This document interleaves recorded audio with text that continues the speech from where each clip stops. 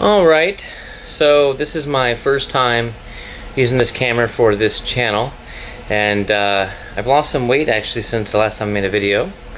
I wanted to update you in regards to the bear story video. It still happened, the bear died, but my brother was here recently, actually in this particular room, and we were talking about it, and I was like, yeah, we used the shotgun and we just used, second shot killed him. Well, my memory is not as good as his because he was about 8 years old.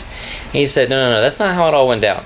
What happened was our mother was not in that back bedroom. She went to the gun cabinet and she pulled out the 30-06, the 30-30, the revolvers, and also the shotgun. And he started off, I think, with the shotgun or the revolvers maybe. And he said, give me something more powerful. That's not working. And she would hand him the rifle and he would shoot the bear. So he unloaded on that bear.